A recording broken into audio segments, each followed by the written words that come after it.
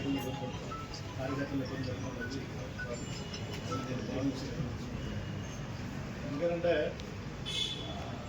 ముఖ్యంగా 5 సంవత్సరాలు ప్రభుత్వ అధికారులు ఉన్నా కూడా వైఎస్ఆర్ పార్టీ కార్యక్రమాలు చాలా ఇబ్బంది పడతారు. ఎందుకంటే అంతా వాలంటీర్సే నిర్మించారు. కార్యకర్తలకి నాయకులు కానీ ఏమీ గౌరవం లేదు. అలాగే ఫిజికల్గా కానీ ఫైనాన్షియల్ గుర్తించారు. మళ్ళీ అది అయిపోయిన తర్వాత ఒక సంవత్సరం కూడా వాళ్ళకి గ్యాప్ ఇవ్వకుండా మనం వెంటనే మళ్ళీ జల్దీ ఎలక్షన్ వస్తుంది, డిజల్ ఎలక్షన్ వస్తుంది. ప్రభుత్వానికి టైం ఇవ్వకుండా నాయకులు కార్యకర్తలు నలిగిపోయి ఉన్నారు. మళ్ళీ వాళ్ళకు కూడా మనం టైం ఇవ్వకుండా మళ్ళీ రేపటి నుంచి మనం ధర్నాలు చేయండి అని చెప్పడం దొరికాయి. ఎందుకంటే పార్టీ విధానం అనేది 175 మంది ఎమ్మెల్యేలు 175 ఇన్ఛార్జీలు ఉంటే 175 మందిని కన్సల్ట్ చేసి మన పార్టీ తీసుకెళ్ళాలి కార్యక్రమం. అంతేగాని ఏదో బ్రిటిష్ గవర్నమెంట్ చేసిన బ్రిటిష్ గవర్నమెంట్ డెసిషన్స్ అని అక్కడ తీసుకున్నాం. అక్కడ లండన్లో తీసుకుని ఆ డెసిషన్ అక్కడ ఇంప్లిమెంట్ చేశారు. ఏ పార్టీ అయినా ప్రజాస్వామ్యబద్ధంగా ఉండాలి కదా. ప్రజాస్వామ్యబద్ధంగా లేకుండా నిర్ణయాలను ఏకపక్షంగా తీసుకొని వాటిని చేయండి కాదు.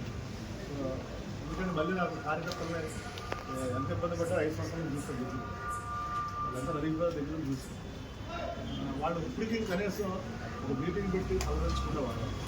అసలు ఏం జరిగింది, ఎలా జరిగింది చెప్పకుండా మళ్ళీ మీరు ధర్నాలు చేయండి అని చెప్తే ఎంతవరకు కరెక్ట్. మనం చూసాం సోషల్ మీడియా. వాళ్ళు ఎవడో కూడా అదోపం చేసిన దానికి పవన్ కళ్యాణ్ గారు దానికి కోపం నుంచి అని చెప్తాం. అక్కడి నుంచి ఈ సోషల్ మీడియా కార్యకర్తలకు అందరూ అంతే ఇబ్బంది పడతాం చూస్తాం. మళ్ళీ ఈయన కూర్చుని ఇక్కడ తాడేపల్లిలో కూర్చుని ఆయన సార్ చెప్పేస్తారు. చెప్పేప్పుడు చాలా ఈజీ. మీరు కలెక్టర్ వెళ్ళండి, ధర్నా చేయండి, గొడవ ఇబ్బందులు ఉన్నాయంటే ఇబ్బందులు వస్తే వాళ్ళ అడ్వకేట్ పెడతారు, వాళ్ళ బెయిల్ ఇప్పిస్తారంటారు. ఫ్యామిలీ ఉంటారు, వాళ్ళ ఇబ్బందులు ఉంటారు. అందరూ అంత లైట్ తీసుకోలేదు. చాలామంది చాలా రకాల ఇబ్బందులు. అది కాకుండా ప్రభుత్వం ఆర్థిక ఇబ్బందులు ఉంది. కొత్త ప్రభుత్వం వచ్చింది, ప్రజలు తిరిగి ఇచ్చినప్పుడు ఆర్థిక ఇబ్బందులు ఉన్నప్పుడు మనం ఏదో అప్పుడే ఇలా 5 సంవత్సరాలతో డిసైడ్ చేస్తారు. వాళ్ళు సూపర్ సిక్స్ అమలు చేశారా లేదా, వాళ్ళు ఇచ్చినప్పుడు మేనిఫెస్టో అమలు చేశారా లేదా అనేది పీపుల్ డిసైడ్. మనం విలువగా మ్యాండేట్ ఇచ్చిన దానికి 5 సంవత్సరాలు ఇచ్చారు. రాష్ట్ర గారు చెప్పాడు ఏదో అడిగితే సార్ వచ్చారు ఎవడయ్యా చేయలేదు, వాళ్ళు చేయమని 5 సంవత్సరాలు టైం ఇచ్చారు. 5 ఏళ్ళ తర్వాత మీరు అడగండి మనం అని చెప్పాడు ఆయన రాష్ట్ర. 5 ఏళ్ళు కాదు కదా, 5 నెలలు కూడా ఆయన టైం ఇవ్వకుండా వెంటనే మీరు ధర్నాలు కాదు. ఎందుకంటే రాష్ట్రం అభివృద్ధి చెందాలంటే వాళ్ళ కేంద్రం దగ్గర కానీ రాష్ట్రం దగ్గర కానీ లిమిటెడ్ నిధులు ఉన్నారు. పెట్టుబడులు రావాలి. పెట్టుబడులు రావాలంటే ఏంటి, స్థిరమైన ప్రభుత్వం ఉంటేనే పెట్టుబడులు వస్తాయి. మన కూడా చూసాం పక్క రాష్ట్రం తెలంగాణ 10 ఏళ్ళు టీఆర్ఎస్ పరిపాలిస్తుంది కాబట్టి హైదరాబాద్ అమ్మంతా అనిపించింది. మన వాళ్ళు ఏమన్నా రాష్ట్రం విడిపోతే రాష్ట్రం విడిపోగానే మనకి హైదరాబాద్ అయిపోతుంది కానీ ఉడిపోయింది. హైదరాబాద్ సపోర్ట్ డెవలప్ అయింది, మనం ఏమో డెవలప్ చేసుకోలేదు. ఎందుకు డెవలప్ అయిందంటే 10 ఏళ్ళు స్థిరమైన ప్రభుత్వం ఉంది కాబట్టి ఇక్కడ కూడా మనం స్థిరమైన ప్రభుత్వం ఉంటే రాజధాని వస్తుంది, పెట్టుబడులు వస్తాయి, అభివృద్ధి వస్తుంది. సరే మన రాజకీయ విధానాలు వేయవచ్చు, మనం మొదలు అధికారం కోల్పోయి బాధ ఉండవచ్చు. అట్ ద సేమ్ టైం రాష్ట్ర అభివృద్ధిని కూడా మనం దృష్టిలో పెట్టుకోవాల్సినటువంటి బాధ్యత ఉంది. కానీ మనం ఇలా ప్రతిదానికి రాజకీయ ప్రయోజనాలు పరమావధి మనం ముందుకెళ్ళడం అనేది ఎంతో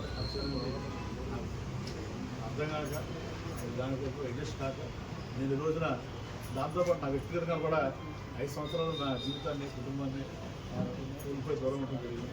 సో నాకు ఆ సమస్యలు ఉన్నాయి కాబట్టి అది గౌరవ వ్యక్తిగతంగా పార్టీ అధ్యక్షుడు జగన్మోహన్ రెడ్డి గారికి నా వ్యక్తిగత కారణాలతోటి ఈ రాజకీయాలకి ప్రస్తుతం దూరంగా ఉండాలని నిర్ణయం తీసుకోవడం జరిగింది. మరి దానికి వీరు లీడర్ విద్యార్థి బాధ్యతలు కానీ వైఎస్ఆర్ కాంగ్రెస్ పార్టీ రాబోయే సంవిధానం కానీ రాజీనామా చేస్తున్నాను. మరియు మీరు ఇచ్చినటువంటి అవకాశానికి ధన్యవాదాలు జగన్మోహన్ రెడ్డి గారికి. నా రాజీనామాను ఆలోచించుకుంటున్నాను. ఏ కాపీని సార్ చూపించండి సార్. పార్టీ అధ్యక్షుడు అమ్మగారు గారు సెంట్రల్ సార్ చూపించండి.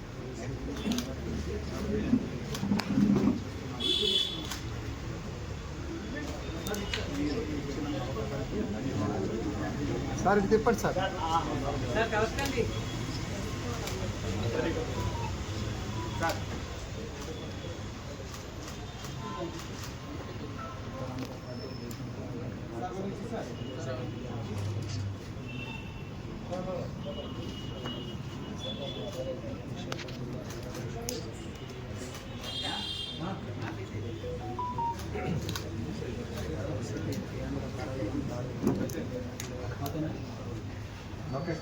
ఓకేనా? సార్ ఎంత గ్యాప్ తీసుకోవాలనుకుంటున్నారు సార్ మళ్ళీ నెక్స్ట్ దానికి రాజకీయాలు దూరంగా ఉంటారా లేకపోతే ఎలా ఏ నిర్ణయం తీసుకుంటారు అంటే అది కూడా ఉంది కదా సార్ పెద్ద ఎత్తున ప్రచారం. రాజకీయ దూరం ఉంటారని ప్రజాసేవలో ఉంటాను. నేను వేరే పార్టీలో మీరు అందుకే ప్రెస్ మీట్ కూడా పెట్టింది. యాక్చువల్ లెటర్లు పంపించవచ్చు.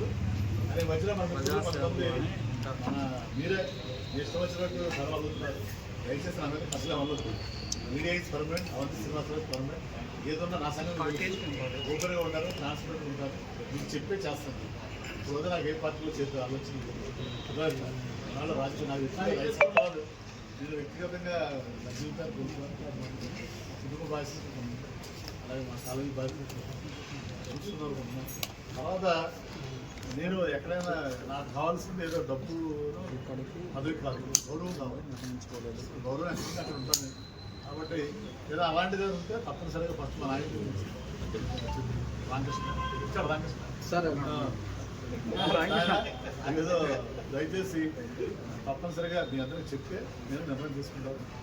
ప్రస్తుతానికి ఏంటంటే ఇన్నాళ్ళు మానవ సేవే మాధవ సేవ అని వెళ్ళాం. ఇప్పుడు కొంచెం మానవ సేవ డైరెక్ట్గా చేసుకుంటాం. సార్ ఇప్పుడు రాజధాని మీద మీ అభిప్రాయం ఏంటి సార్? రాజధాని మీద, అమరావతి రాజధాని మీద మీ అభిప్రాయం ఏంటి? మీ అభిప్రాయం నా అభిప్రాయం ఉండదు. ప్రజల అభిప్రాయం మన అభిప్రాయం. గతంలో మీరు మాట్లాడారు రాకుండా ఎన్ని కాదు వచ్చే నేనే అది కాదయ్యా, నేనే కొన్నాళ్ళు కూడా దూరం ఉందాం అనుకుంటున్నాను. చెప్తాను జాతీయ పార్టీ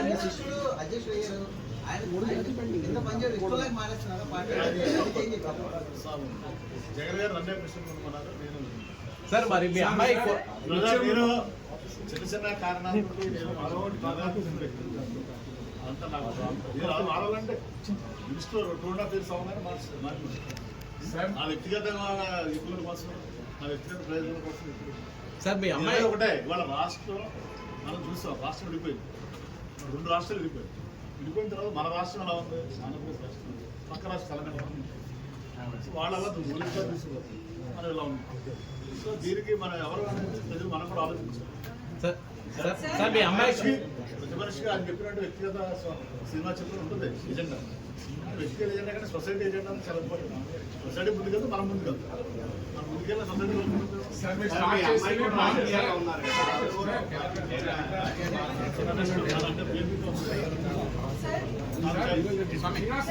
చెప్పండి నేనే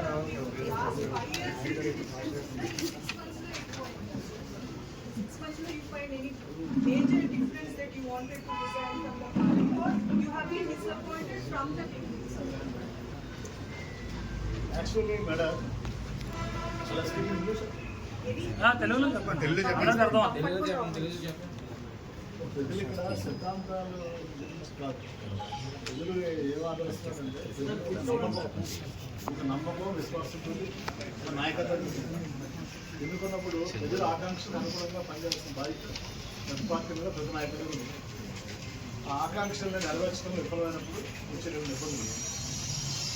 సో జనరల్ ఏంటంటే ప్రతి నాయకులు కూడా ఎలక్ట్ అయ్యే ముందు ఎమ్మెల్యే కానీ సీఎం ముఖ్యమంత్రులు కానీ ప్రజలు యాస్పిరేషన్స్ అనుగుణంగా పనిచేస్తామని చెప్తారు. పనిచేస్తామని నమ్మిస్తాం. ఒకసారి ఆ సీట్లో కూర్చున్న తర్వాత ప్రజల ఆకాంక్షలు అనుగుణంగా మర్చిపోయి వాళ్ళ ఆకాంక్షలు అనుగుణంగా పనిచేస్తారు. దానివల్ల ఈ గ్యాప్ వస్తుంది. దానివల్ల ఈ ఫలితాల మారుమారు అవుతుంది.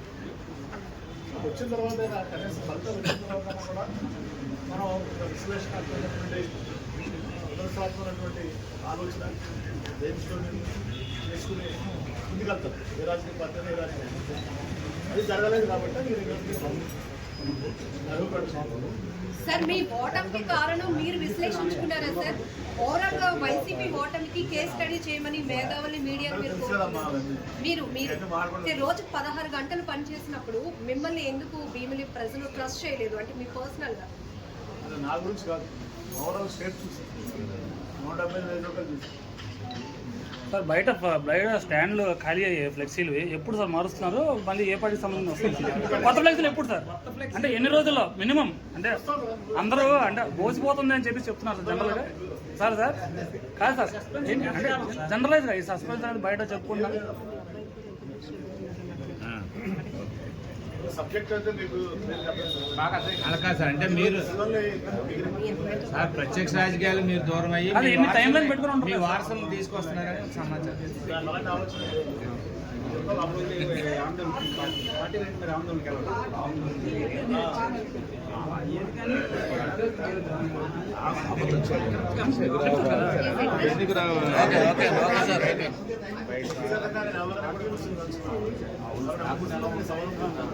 అబ్బా వినండి ఒకసారి మీ అందరూ వినడం కారణం ఏంటంటే మీరు ఊహా జరుగుతున్నటువంటి కథలు అవ్వద్దండి డైరెక్ట్గా నాకు ఫోన్ చేయండి. ఈరోజు నిజమైంది కదా సార్? ఏదున్నా కూడా ఏదున్నా కూడా మీరు నేనే చెప్తాను. తప్పనిసరిగా